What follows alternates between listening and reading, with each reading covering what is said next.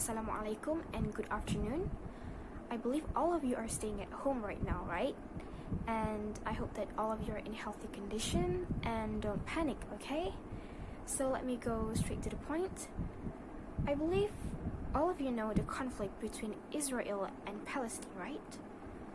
All of you know that Palestine has been under Israel oppression and violence for hundreds of years. That's why we need to take actions, right? That's why I'm here.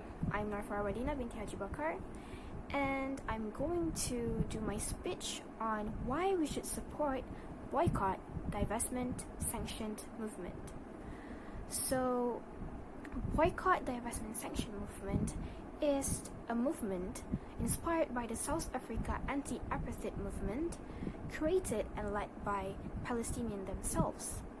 So in this topic, I will talk about the purpose of this movement, the impacts of this movement, and how to get involved in this movement. First, I'm going to explain to you the purposes of this movement. Number one is to gain freedom for the Palestinians by ending Israeli occupation, violence, and militarism. Number two is to gain equality for the Palestinians, because Palestinians are entitled to have the same rights as the rest of humanity. They have the rights to live freely without security and military. Number three, to gain justice for Palestinians, as stated in the United Nations Resolution 194, which is to bring back refugees back to their homeland and get back their homeland. And basically, their missions are to advocate and promote freedom, equality, and justice for Palestinians through campaigns of boycott, divestment, sanctions. So some of you might say that by boycotting goods wouldn't do much of a thing. Well, let's go to my next point then, which is the impact of this movement. So a professor, also an activist, stated that boycotts might not do much of a thing in terms of sales revenue. Nevertheless, boycotts are still effective. So boycotts, it could threaten a company's reputation, especially by generating negative media coverage. What makes boycotts effective is that the media attention it creates. And his research shows that the most successful boycotts are those that generates the most media coverage. So this headline-grabbing boycotts led to a greater fall in terms of stock prices and most likely to cause a company to change its behaviors. For example, Adidas. Yes, the sports shoes brand Adidas. They used to sponsor for Israeli Football Association, but right now they are no longer sponsoring them because of international campaigns and the delivery of over 16,000 signatures to their headquarters.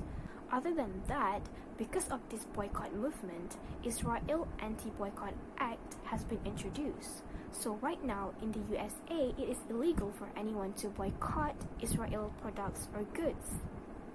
Also, another law has been introduced, which is the Combat BDS Act. The Combat BDS Act. And guess what the BDS stands for?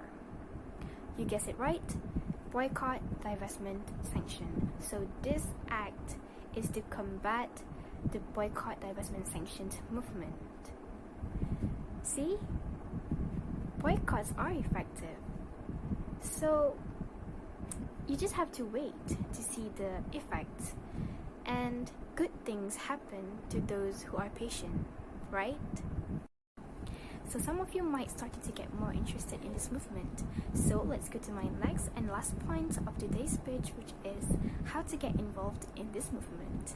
So it's very easy. All you have to do is you just have to know what to boycott. So I will be giving you 2 or 3 examples of things you need to boycott. Number one is Puma, because Puma is sponsoring the Israeli Football Association. Number two is Hewlett-Packard or HP, because this company helps to run the ID system that Israel uses to restrict Palestinian movements. So I really hope that you won't support this company because this is cruelty. Number three is Motorola. Motorola just signed a $100 million contract with Israel for encrypted smartphones for its soldiers and security personnel.